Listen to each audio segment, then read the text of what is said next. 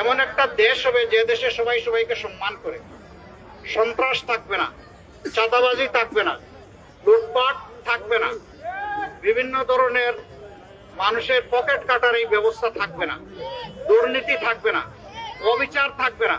এই সবগুলোকে মাটির সাথে মিশিয়ে দিতে হবে। এগুলা যতদিন পর্যন্ত উকিঝুঁকি মারবে এই সমাজে কখনো শান্তি আসবে না। আমরা ইনশাআল্লাহ একটা ঐক্যবদ্ধ দেশ এবং বিশেষভাবে একটা ঐক্যবদ্ধ মিরপুর এবং কাপুর গঠন করবো ইনশাআল্লাহ। এই জায়গায় সন্ত্রাস, অস্ত্রবাজি, মাদকের সুবলে আমাদের সন্তানদেরকে পরিকল্পিতভাবে ধ্বংস করার যে ব্যবস্থা করা হয়েছে, ওই পরিকল্পনাটাকেই আমরা ধ্বংস করে দেবো। এই সবগুলো আমাদের সন্তান, এগুলাকে বুকে টেনে নেব। এদের সংশোধন প্রয়োজন, এদেরকে আলোকিত রাস্তা দেখানো দরকার। এরা নিজের পরিবারের জন্য মুখ উজ্জ্বল করবে, জাতিরও মুখ উজ্জ্বল করবে ইনশাআল্লাহ। কারণ যুব সমাজকে পরিকল্পিতভাবে ধ্বংস করা হচ্ছে, অথচ এই যুব সমাজই একটা দেশ গড়ে দেয়। আমরা আগামীর দেশটা যুব সমাজের হাতে তুলে দিতে চাই। যুবকরা সব রেডি হয়ে যান, আমরা প্রস্তুত দিয়ে দেওয়ার জন্য, এখন নেওয়ার জন্য যুবকদেরকে রেডি হতে হবে। যুবকরা যদি রেডি হয়ে যায়, আলহামদুলিল্লাহ, ধরেন বাংলাদেশ একটা উড়োজাহাজ, সেই উড়োজাহাজের ক্যাপ্টেন থাকে 2 জন, ওই যুবকরা বসবে ককপিটে ক্যাপ্টেন হিসাবে, আর আমরা যারা আছি এই বয়স হয়ে গেছে, আমরা তাদের পিছনে বসবো প্যাসেঞ্জার হিসাবে ইনশাআল্লাহ। তারা দেশ চালাবে, আমরা সেই দেশের জন্য দোয়া করব, পরামর্শ দেব, তাদেরকে সঠিক পথে রাখার জন্য চেষ্টা করব। আমরা বিশ্বাস করি আমাদের যুবকরা ঠিকই আমাদের দেশকে একটা ভালো জায়গায় নিয়ে যাবে ইনশাআল্লাহ।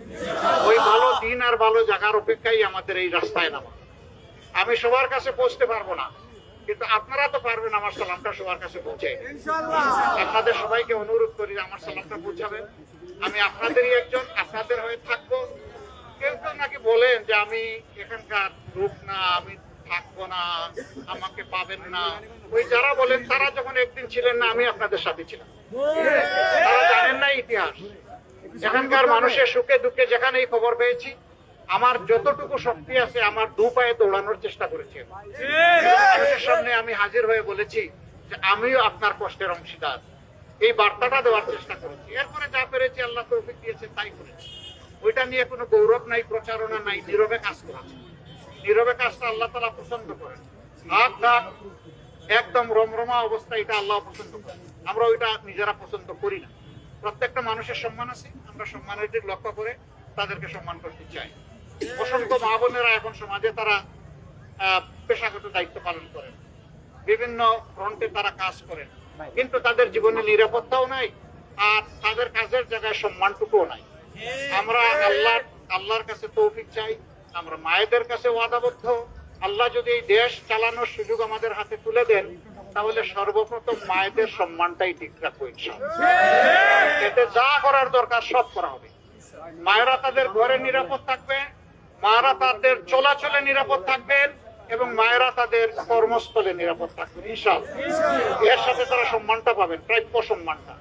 সব মাকে আমরা বাধ্য করবো না ঘরের বাইরে গিয়ে কাজ করতে, কিন্তু যে মাটার প্রয়োজন আছে, যার মেধা আছে, যার যোগ্যতা আছে, তিনি অবশ্যই তার যোগ্য কাজটা তার হাতে পাবেন। আমরা তা নিশ্চিত করবো।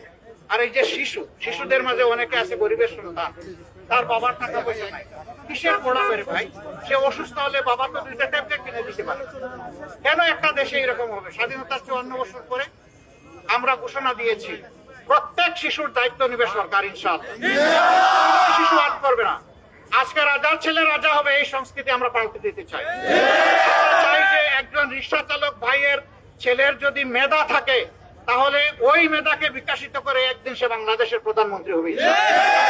একদিন সে গরিবের দুঃখ বুঝবে, কারণ সে তো গরিব অবস্থায় বড় হয়েছে। যারা একেবারে সোনার চামচ মুখে নিয়ে বড় হয়েছে, তারা গরিবের দুঃখ বুঝেন না, গরিবকে ব্যবহার করেন তাদের প্রয়োজনে।